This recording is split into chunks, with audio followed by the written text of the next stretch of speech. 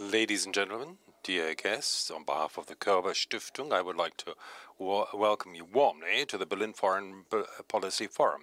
There's already the 12th Berlin Foreign Policy Forum, and yet it is a premiere, as for the first time, we're holding this forum in a hybrid form. I'm therefore very pleased about those who are participating digitally in our debates on German foreign policy today, and I'm particularly pleased to finally be back in a well-filled hall with guests from all over the world.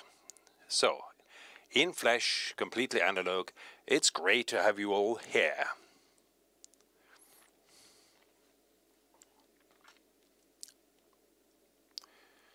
So, the Berlin Foreign Policy 2022 is entitled The Price of Peace. That war has an unimaginably high price is something we see every day following the Russian invasion of Ukraine.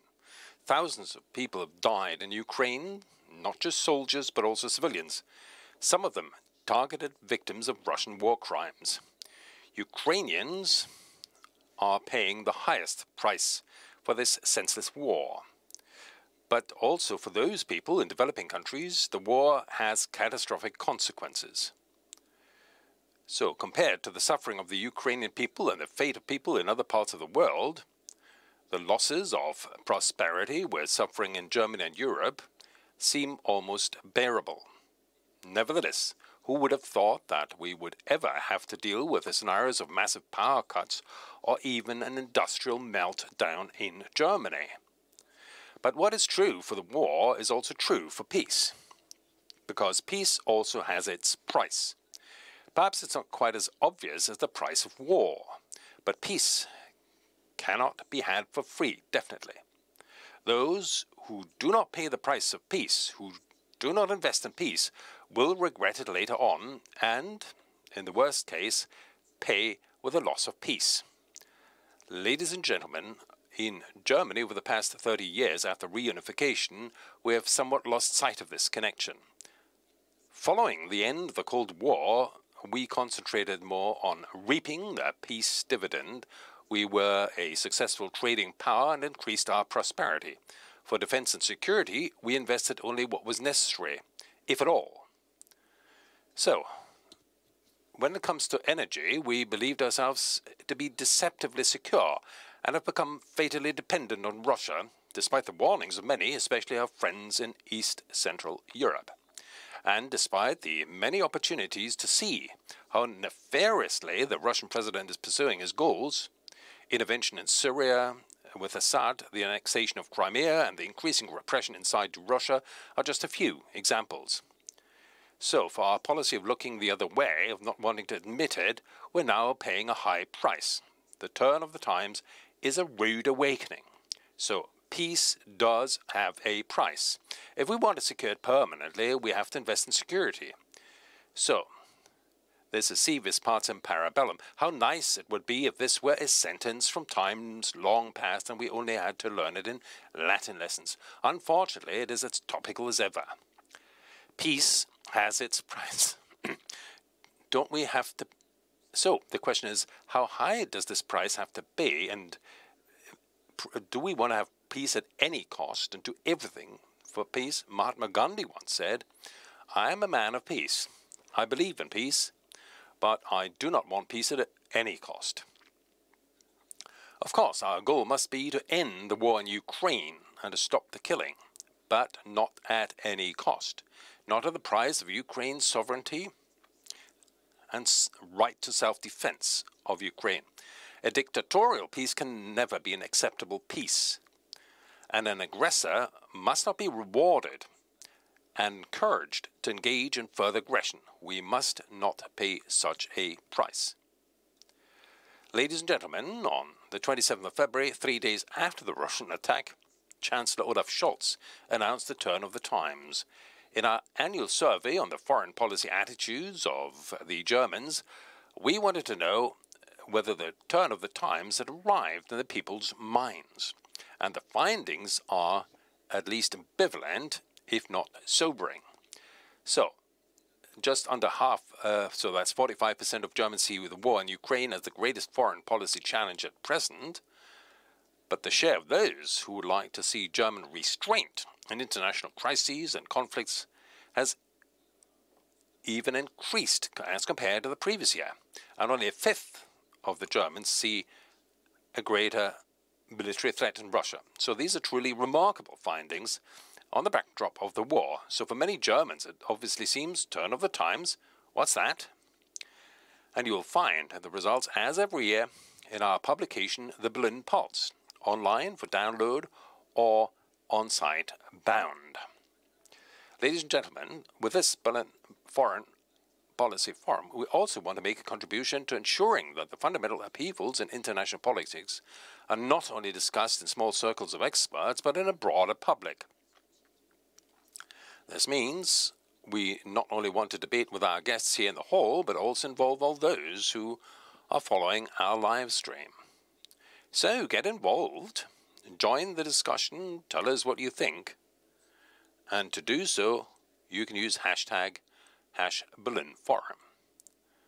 12 years ago, in cooperation with the Federal Foreign Office, we launched this Berlin Foreign Policy Forum. The occasion at the time was the 60th anniversary of the re-establishment of the Federal Foreign Office after the Second World War in 1951. Today, the forum has become the most important foreign policy conference in Berlin.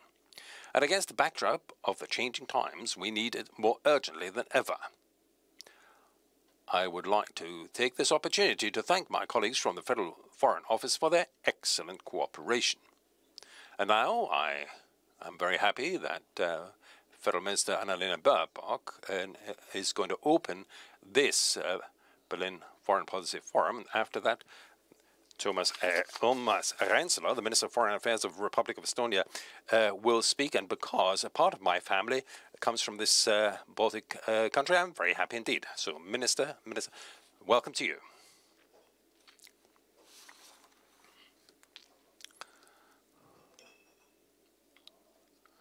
And now, I would like you and all of us, at a time of new findings, inspiring ideas, both on-site as well as virtually. So maybe we can fill the turn of the tide with ideas and life and find answers to the burning questions of our times. Thank you very much.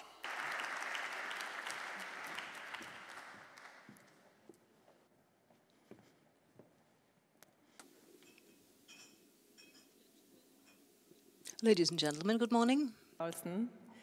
Indeed, it is a pleasure to see so many of you here, familiar faces, old friends, but also new friends of Körber-Stiftung, renowned experts of foreign policy. It is one of the aims of Körber-Stiftung to deepen the debate on foreign policy, but also make it more accessible, include more in the discussions. We're therefore delighted that we have people here in this room, but also many watching us online, many virtual attendees, and also an international crowd. We counted, and we have about 30 nationalities in this room, and if we count the virtual attendees, over 90.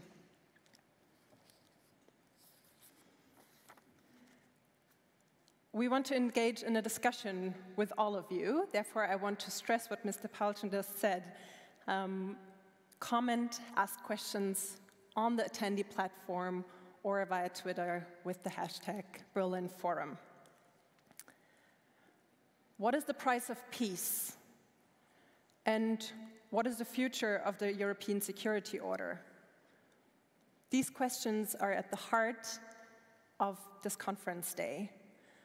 We want to approach them from different angles, and we will have quite a broad spectrum of topics and areas that we will cover, from balance in the Pacific to relations across the Atlantic, new geopolitical roles from Germany to China, taking stock of new developments, identifying opportunities, challenges, and lessons learned. However, we only have one day, and we're certainly not able to discuss everything. So, for example, the many courageous people going to the streets in Iran who are showing all of us what they're willing to pay for a life in freedom and peace will be one of the topics that is not addressed in one of the agenda points. Those of you who know the forum know that it's a wonderful tradition that the German foreign minister opens the conference day, and we're delighted that Minister Baerbock continues this tradition. She will come up here in just a minute, and we're equally honored and delighted that right afterwards, the foreign minister of Estonia, Urmas Reinsalu, will give a keynote speech as well. With this, you have the floor, Minister.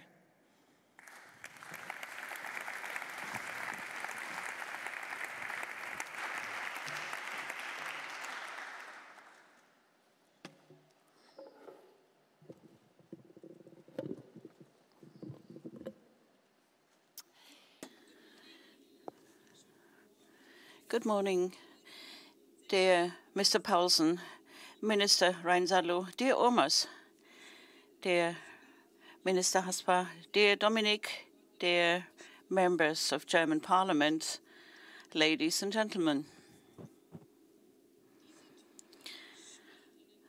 These dead boys and girls in Ukraine, that could have been us. That's what an 18-year-old Estonian schoolgirl said. I met her in April in a secondary school in Tallinn. And these words were on my mind when 3 weeks later, on the 10th of May, I went to Bucha. That's a suburb of Kiev, a suburb similar to Berlin and Potsdam, Potsdam being the suburb where I live. These words were on my mind. That could have been us, and that feeling touched me to the quick in Bucha. This is what the student from Tallinn had felt from the very first moment of the Russian brutal attack on Ukraine. To understand this, you need to keep in mind that she grew up differently than 18-year-olds in Berlin or Bochum or Braunschweig grew up in a different way. That young girl was born in 2004. That was the year when Estonia and 9 other Central and Eastern European countries joined the European Union. After decades of division between the East and the West, this was a moment of happiness, a happiness in our common European history. And for us Germans, it seemed self-evident that this generation born into this new EU would grow up in prosperity, freedom and peace. From the perspective of many people, many young people from Eastern and Central Europe, however, 2004 was above all the year of a promise they were given. The promise, you are safe. For one thing, these countries are still grappling with the issues of oppression, deportation and dictatorship. The call for historical truth had mobilized people in the Baltic states before 1989. And after the end of the Cold War, it was finally possible to speak freely about these issues. And it was possible to develop remembrance. And the scars of the crimes from the Soviet era are still present in the collective memory of the people, and especially in the collective memory also of young people. On the other hand, the perception of the threat posed by Russia in Central and Eastern Europe had never gone away. Even before 24th February, it was present. Your country, dear Urmas, became the target of one of Europe's biggest cyber attacks as early as 2007. You know what it means when trolls try to divide an entire society. And if you look at the map, if you look at Lithuania, you would understand that there is this immediate feeling of threat. On the Suwałki corridor, the only land connection between the Baltic states and the other NATO partners, there is 65 kilometers of a bottleneck between Belarus and Russia. When I was in Lithuania in April this year, I understood, when I looked at the map, you always get these beautiful maps when you're on the plane, and that was the moment where I understood what this sentence means. That could have been us.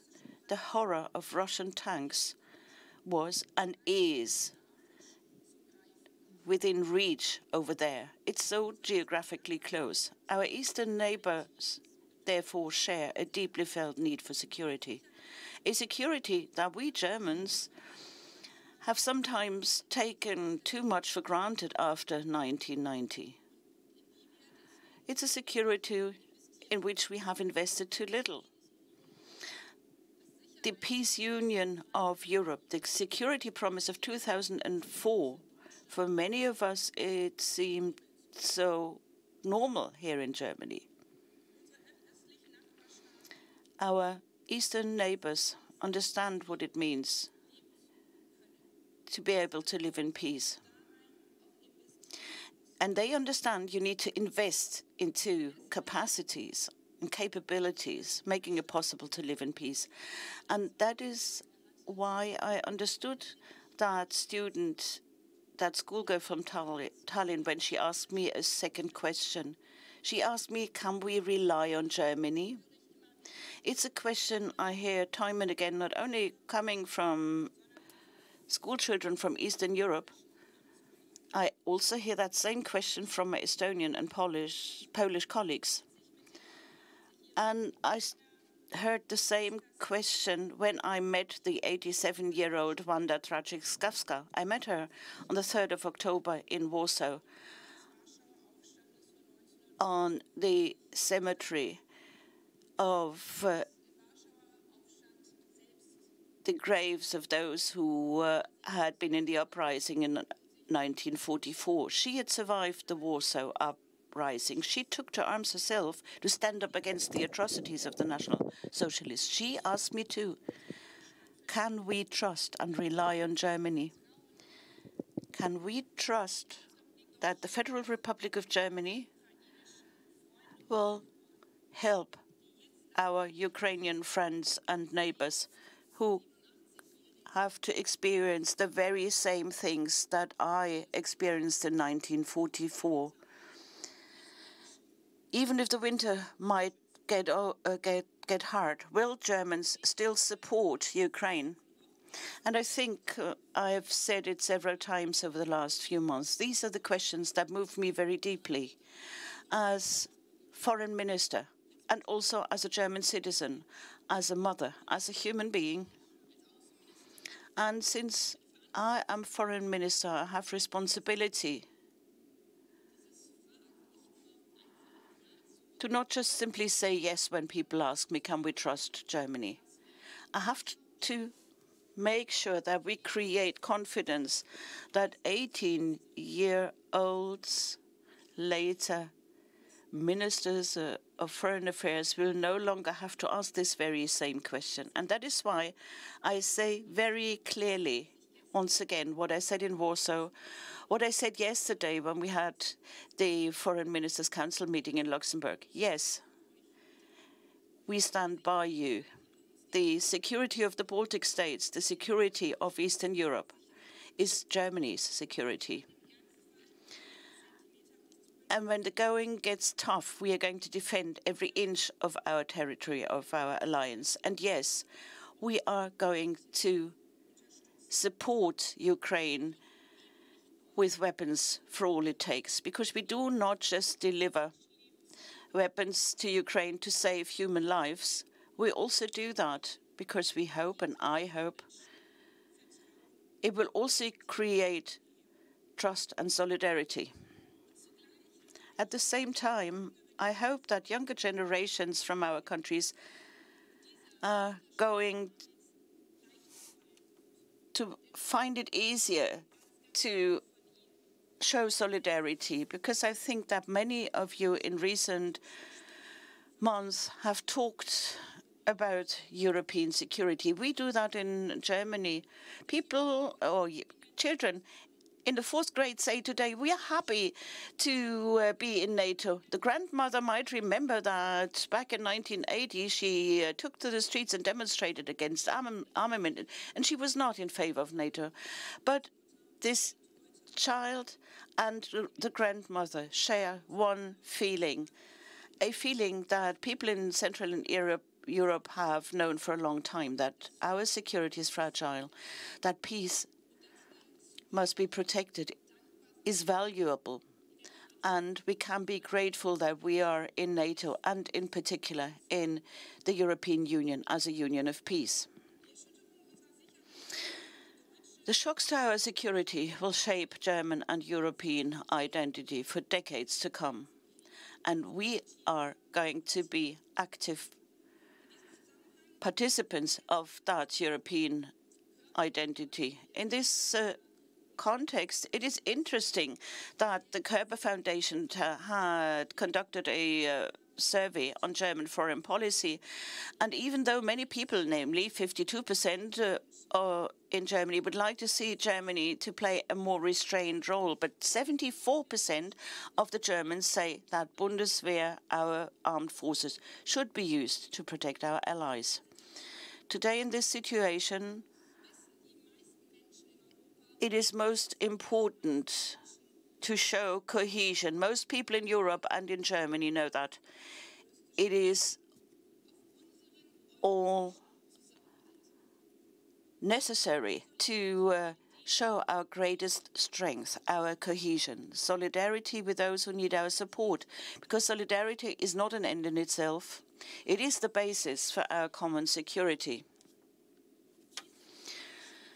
This European solidarity is our life insurance. And therefore, this European solidarity is also the foundation of our common security policy for the future. This is what we laid down in our strategic concept for NATO at the Madrid summit. And this is what we also put at the center of our national security strategy. We, as the Federal Office, write that strategy on behalf of the federal government. The core of our security is the security of our lives, our freedom, and our livelihoods. And that is why we are realigning our European and transatlantic defense capabilities. And here I'd like to say 3 things. First of all, we will continue to support Ukraine politically, economically, humanitarian support will be given, and we are also going to deliver weapons, as I said, for Ukraine, defends also Europe's freedom. And as you have said, of course, the numbers, when we compare the month of February to the month of October, we hear many careless statements like say it's not necessary to have the absolute territorial integrity. We need to negotiate, we need to go for compromise so that finally we can have peace again. But here I say very clearly, of course it is necessary during these times to have controversial discussions, because discussions is a strong feature of strong democracies. And still, I say very clearly, such demands are naive, and such naive strategies already failed in 2014. We've seen that the annexation of Crimea and the Donbas was only a prelude to what was happening in Ukraine, what has been happening in Ukraine ever since 24th of February. The Russian president says quite clearly he wants to have a total subjection of Ukraine. And when we look at the situation today, although during the last 6-7 months, so many countries have done a lot in order to restore peace. They worked on it every day. They wanted this horror of the war to be stopped. And although half of the world has asked Putin to withdraw his troops, but still the Russian president is recruiting more and more troops. he doesn't recruit experts for negotiations. He's recruiting new soldiers in order to attack Ukraine. And we see that these men oftentimes have to go into war, although they don't want to go there. These Russian tanks and soldiers do not bring peace to Ukraine. What they bring, especially in the east of Ukraine, is awful crimes: raped women, abducted children, killings of mayors who distribute bread to their population. And they kill even conductors who do not want to collaborate with the occupiers to make music with them. And that is why we will support Ukraine in their struggle to free their nation. As long as it is necessary, we will give support.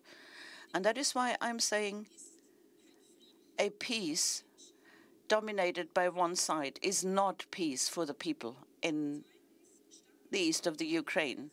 And secondly, we equip our armed forces so it can be there to ensure the security of people in Tallinn, Riga, Vilnius or Warsaw whenever necessary. This also means that as part of the European pillar of NATO, we must also better coordinate the Europeans' arms industries. At the moment, we have so many different models of transport vehicles within NATO and the EU that we are not even able to operate a common spare parts warehouse for them. Let me be quite clear. We should not consider armament projects primarily as national economic problems, but first and foremost, we must see such projects regarding armament as common security instruments, and this is what we are working on. And thirdly, we are permanently opposing Russia's aggression. President Putin has made it clear with a pseudo-referenda in the occupied territories that he is not looking for a way back. And therefore, for Europe, it is not about security with Putin's Russia. For Europe, it is about security from Putin's Russia. With our presence in Lithuania, we can deploy several thousand soldiers from our brigade to NATO's northeastern flank within 10 days. We also supply Eurofighters for air policing in Estonia and Slovakia. Yesterday, we were in Luxembourg together and we decided together to train 150,000 Ukrainian soldiers. We are going to do that in Poland and we are going to have part of the headquarters located in Germany. This shows we stand by each other. We can rely on one another. And at the same time, as you have said, it is necessary to understand that we are in a hybrid war, in a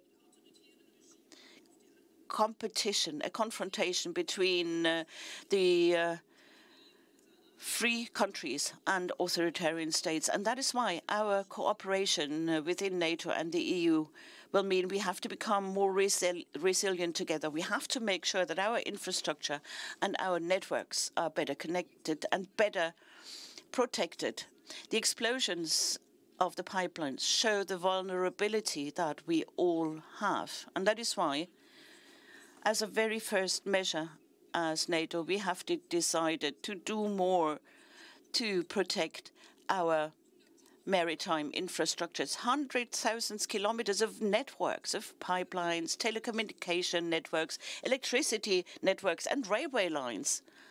All of that needs to be protected. And when we talk about security, we also have to understand you cannot guarantee 100% protection of hundreds of thousands kilometers of networks. 34,000 railway kilometers in Germany alone. This is something you cannot monitor 24/7. But we can make sure that wherever necessary, there will be monitoring and surveillance.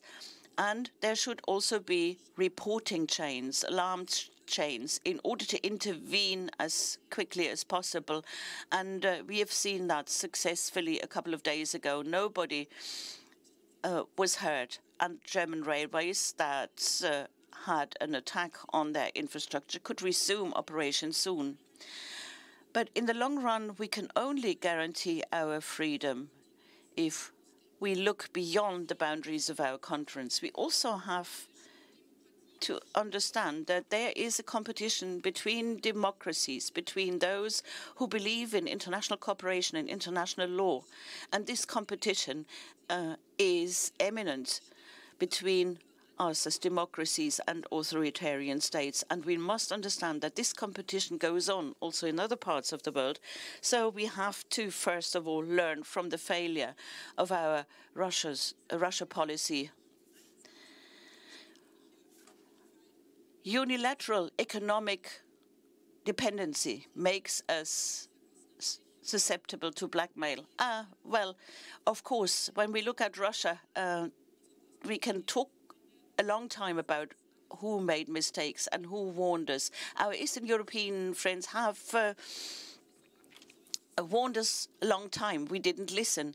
But that's crying over spilled milk, and we should not repeat the same mistake once more. And we have to have this in mind when we look at our policy vis-à-vis China. And that is why part of our national security strategy also means we have to formulate a German-China strategy embedded into the European-China strategy. And we have to also explain that everywhere where we do not act, everywhere we do not stand by our partners, we will have problems.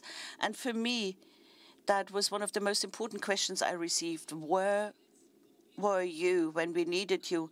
We, as European partners, defending the same values, should also support others in other parts of the world. If we don't do that, we are not fulfilling our promise. And therefore, we do not have left out security policy issues. Many countries of the world say the biggest danger for security is the climate crisis, and that is why it is so important to tackle the climate crisis and help other countries in coming to terms with the climate crisis. It is a very important geopolitical issue, and it is the security question for decades to come. Our message to our partners is the same one that we give to our European partners. We stand by you. We will extend fair and strong offers for you because we want to find common solutions. We would like to take into account the interests of all parties instead of creating new brutal dependencies. And that is why technical terms like global gateway are very important terms for our future cooperation. And I hope we are going to discuss this in the course of today's conference day. Because we need solidarity and cooperation. These are not ends in itself. We have the climate crisis. We need to fight it together. We need to also stand up against the nutrition crisis, the food crisis. We have to continue to be committed to international law. And this supports our partners, but this also protects our very own security interests. Ladies and gentlemen, the former Czech President Václav Havel once said, and here I quote him, "I live where the word solidarity was able to shake an entire power block." It was the solidarity of the people who wanted to live in freedom and security at that time. They wanted to live in freedom and security instead of living under Soviet dictatorship. It was the solidarity of the people in Prague and Warsaw. It was the courage of the freedom movement in the Baltic states that made German reunification possible. Solidarity is Europe's answer to the brutal Russian war. Together, we are stronger than this war. Thank you very much.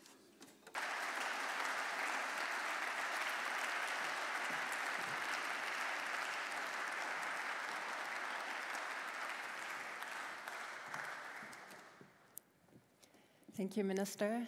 Up next is Minister Reinsalu. The floor is yours.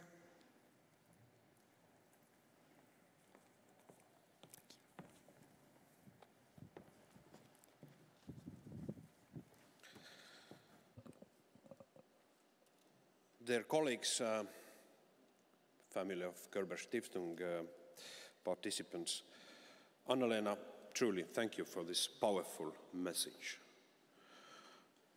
We know in Estonia we can rely on Annalena Baerbock. And also let me applaud to you personally on your message you delivered in United Nations General Assembly to all world nations, the sake of peace. So the question is truly not about can we in Central and Eastern Europe rely on Germany? Sure, we can and have been and will be. But the question is, can Ukraine rely on West? How to end this war? How do we build a security environment that hinders future wars in Europe? And therefore, as Annalena, you stated that security from the Putin regime. So let me refer it back that there will be no security in Europe if Putin regime will be in future in power. And let me remind the Putin's ultimatum. This was not only about the supremacy over Ukraine. It was about a right to rule over Central and Eastern Europe. Without that, basically the physical existence of NATO would be collapsed, and also it would mean a collapse to the European Union.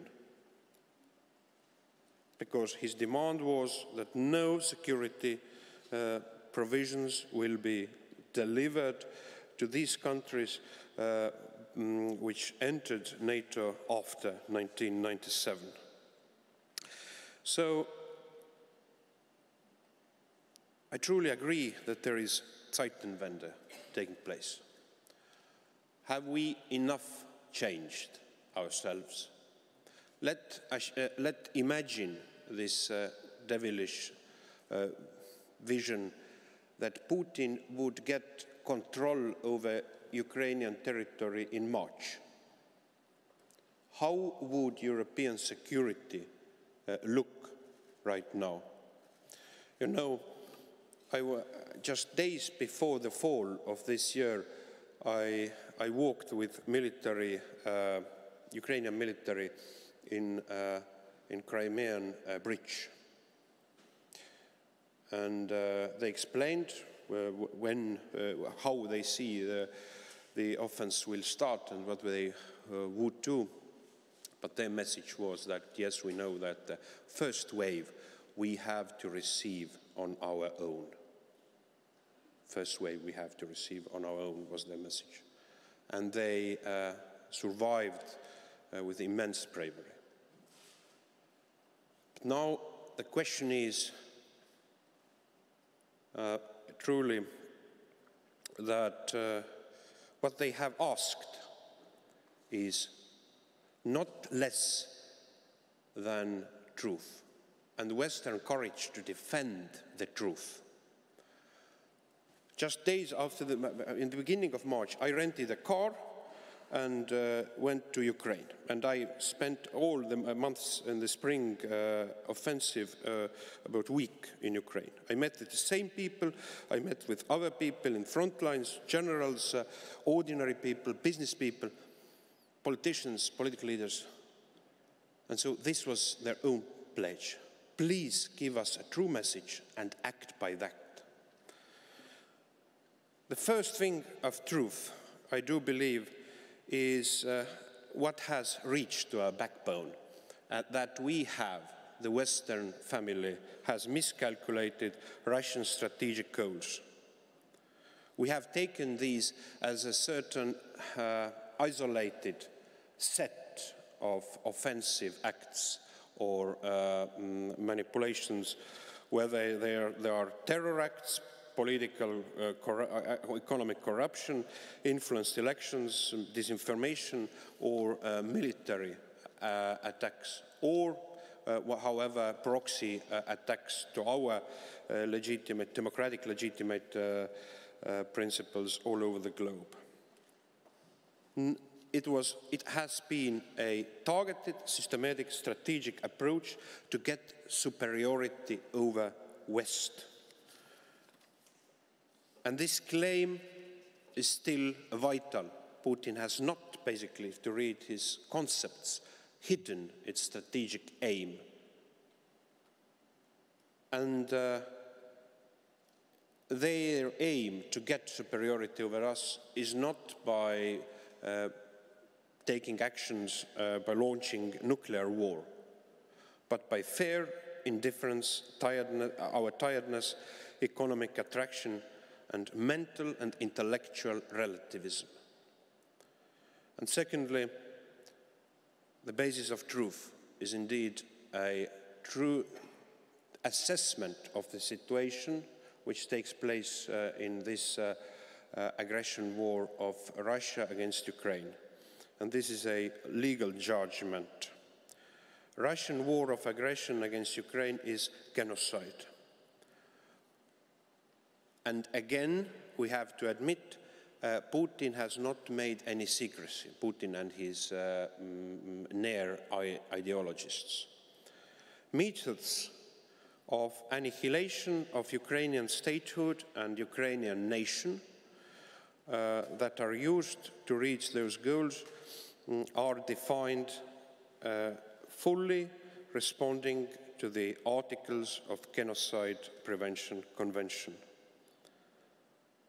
Yes, there has been some approaches that to declare this war as a genocidal type of war would mean escalation, because the Convention of Genocide Prevention ends with the article that all parties have to take steps to prevent genocide.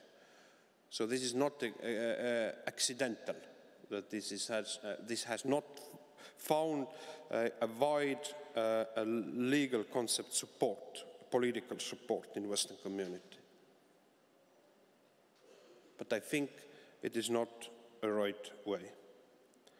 So Estonia was the first country on the earth that stated that the Russian war against Ukraine is, among other horrors, also a genocidal war. I drafted that declaration, and it was based on a large family of international humanitarian law academicians' analysis, also a previous international law practice analysis, and also in a vast list of witnesses' statements. And we have seen that all these steps of atrocities take place also in the near past, unfortunately, fulfill under these articles of this convention. Secondly,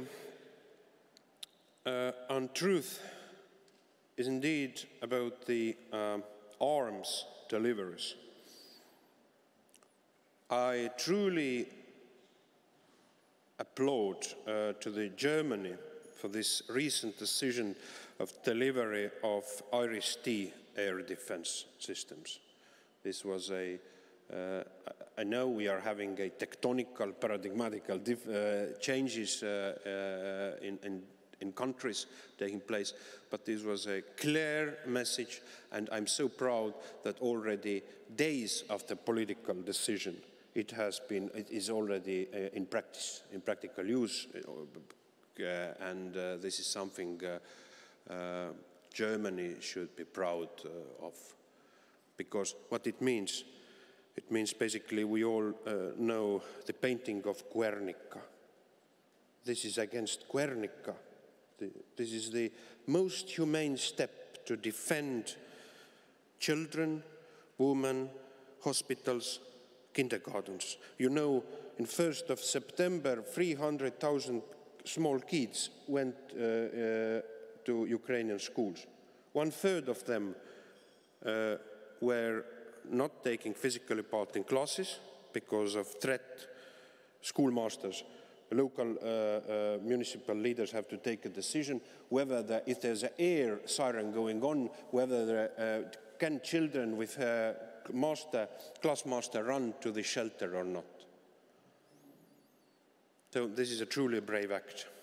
But also there have been a set of myths about arms deliveries in Western camp, which are like spectres rising. The first, if you remember from the march in the Western family, this one myth was that delivering heavy weaponry would mean nuclear winter, that Russia would escalate it to that level.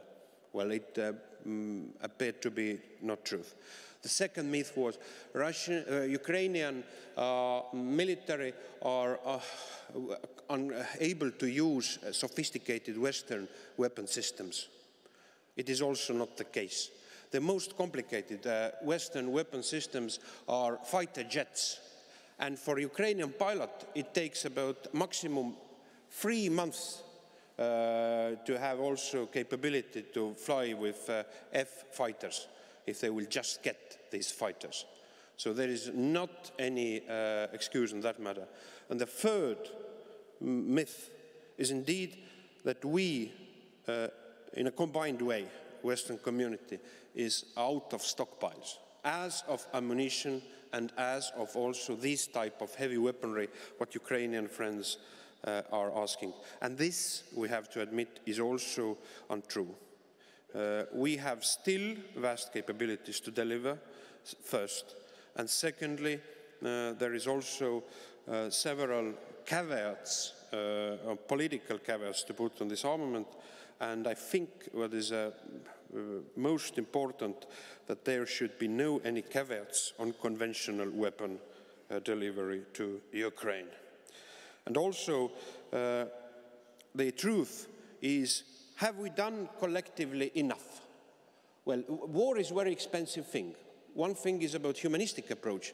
The second thing is about expense of ammunition and weapon systems. We in Estonia have calculated the price in a day when Russia attacks. Usually it's about 100 million, we calculate 100 million euros per day.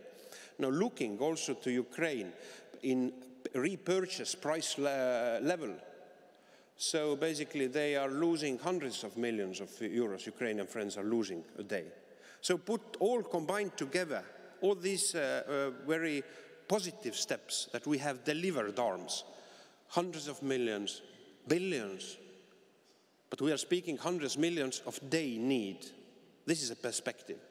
United States calculated by think tanks a measurement that operation of Afghanistan costed 2 trillion. 2 trillion Afghanistan, solely for United States. It means 100 billion per year. Have we reached to the altitude to give our arms delivery to Ukraine in that basis to the same altitude? The answer is negative. So what I make a pledge is immediately to rise the capabilities of European peace facility. It's running out of resources. Its perspective is 7 years. It's how now we have used during the 8 months already 2/3 of that.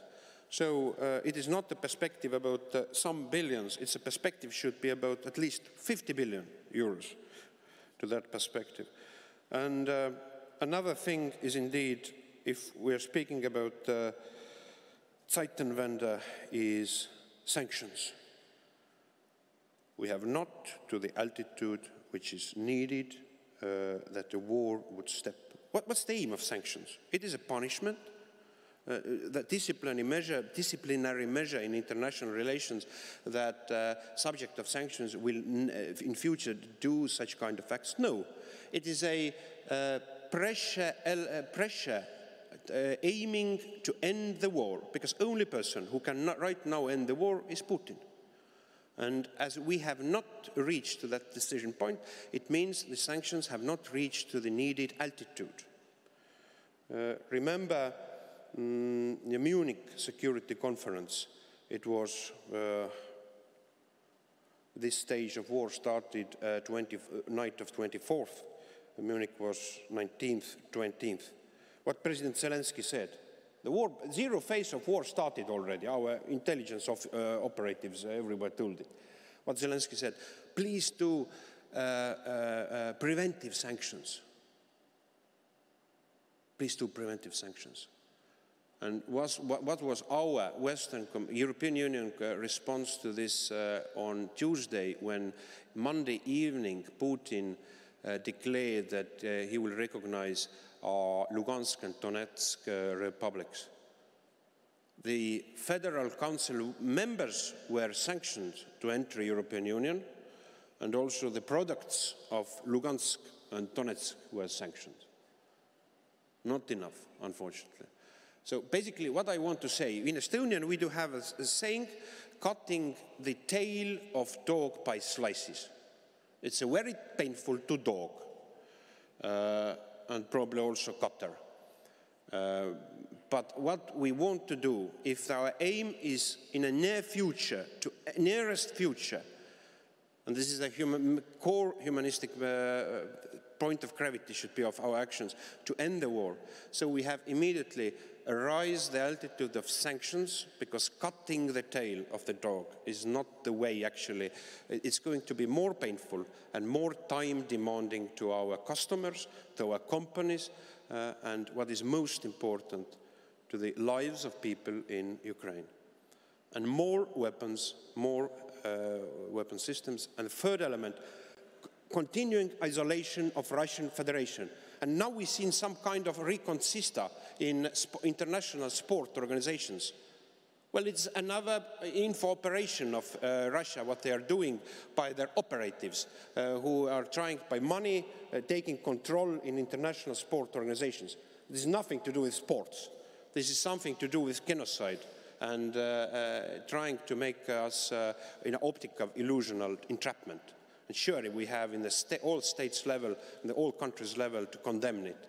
And finally, I think the truth is also about responsibility. There should be, and I think all the free nations in the world understand it, no return to the business with Putin regime. And this clear guarantee of that is establishment of international tribunal on aggression crime. We do have international criminal court, which competencies do fall the war crimes on the ground, but not the crime of aggression, mother of these crimes of humanity, a decisive decision-making of starting the aggression war. And this is out of competence of ICC. It should be a set of policy of European Union, the creation of such tribunal, of bringing these who are responsible into responsibility.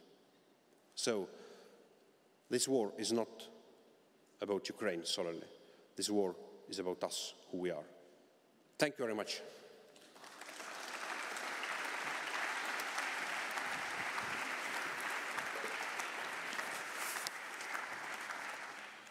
Thank you very much, Minister Reinsalu, Minister Baerbock, for these powerful statements. They were powerful at the same time extensive, so we only have a few more minutes for Q&A, but we still would like to, yes, please join us here. Thank you. You can just come back to your spot. Thank you. So let me just address you with a question each, and I ask you to answer as brief as possible. I'll start out with you, Minister Baerbock. You mentioned the Berlin Pulse and that 52% of the German population favor restraint when facing international crises.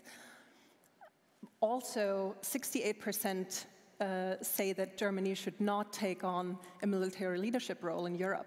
At the same time, our international partners in Europe and across the Atlantic would wish for a different role of Germany. How to bridge that gap?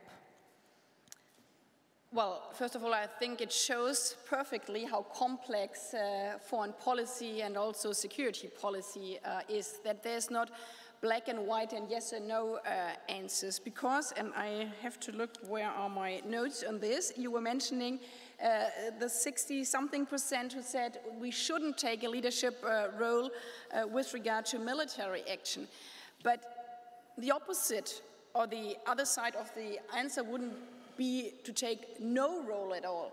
But if you ask me if Germany should be the military leading role, I don't know if I would say openly yes. I would definitely hesitate to this question here, because all I'm calling for in my speeches is to say we as the European Union together have to be able to defend ourselves together. And yes, obviously, Germany as the biggest and strongest industrial country within the European Union obviously has to play a central role. But therefore, I'm always a bit reluctant with these numbers. But you're right, also 55% say that we should restrain internationally. But what I mentioned already, 74% say that we should be more involvingly when we should defend our partners and allies. 60% think Germany should increase spending on defense. 67% think Germany should reduce economic dependencies on China.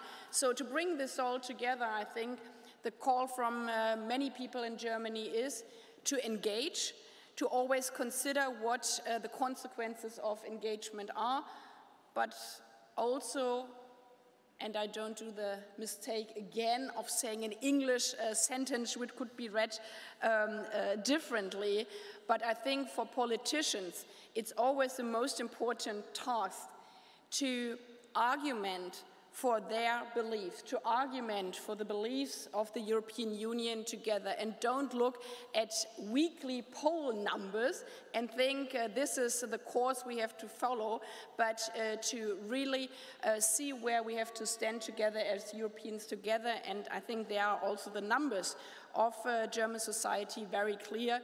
They say we believe in the European Union and we believe in the European common security interest. Thank you, Minister. I have a number from the Berlin Pulse for you as well, Mr. Reinsalu. 68% of the German population are a little strong or very strongly concerned and afraid of a nuclear strike of Russia. I heard that in a recent Fox News interview, you said that we should not be frightened. So what would be your message with regard to that? What were these poll numbers during Cold War time? And do they mean that being afraid, and every person surely takes very seriously nuclear attack threat, that nuclear power threats in such a way as we actually do not remember from the, even Stalin didn't use rhetorics of threats in his formal speeches, speaking very abstractly about the peace and defense of peace. And so, of course, this is a serious thing. But another thing is there is a set of rules of nuclear deterrence. And nuclear deterrence says that if you use the nuclear weapons, the price tag will be whatever means so high that it does not make use to use nuclear weapons. And so if we say that because of being afraid in this conventional war of Russia using nuclear weapons, it just gives leverage to Russia, and I think the crocodile has enough appetite to use such rhetorics, either in Baltic direction, either in southern direction, wherever Russian nuclear plane or submarine can reach out then. Thank you. Thank you. I see on my screen 3 minutes 47. So I have time for, I guess, one quick question from the audience. Stephen Erlanger, you were the first one with your hand up. Please be brief and address the question to the ministers. Thank you. Steve Erlanger, New York Times. The same poll, Ms. Baerbock, says that only 22% of Germans see Russia as a military threat. How do you explain that, please? Well, first of all, I'm a politician and no psychologist. But what I see on the streets is obviously that people are afraid of war. And I think this is just a human feeling. I mean, who is not afraid that the worst thing in life could happen to you, that your kids, your beloved ones, will be killed? So therefore, I'm always a bit careful with polls. The most important threat, I mean, if you ask people, and many of you know also how interviews are being done, if you ask what is the most important or the most dangerous threat you're just thinking of, and your mother is just dying of cancer, I don't know if your answer comes up to the head, but this is why I said I'm a politician and I haven't done this poll, so I don't know if it has been asked on the security level or not, so you shouldn't think of your mother dying because of cancer.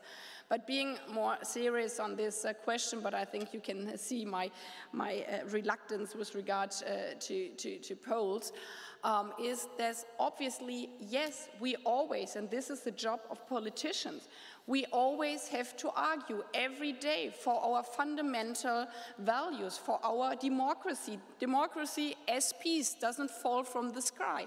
We have to fight for democracy every day, and this is the main job of democratic parties. And this is why I always go not only to classes in the Baltic states, but also here in my own country, try as much as my calendar leaves room for me, to go to school classes, to go to our Verbraucherzentrale where people go when they cannot pay their electricity bills or they have some complaints with companies here, to hear what people are saying. And this was also very interesting for me, and this is not an official poll, but this is what the people who are working there and speaking from the morning till the afternoon with people to say, well, I have electricity bill and I don't know how to pay it.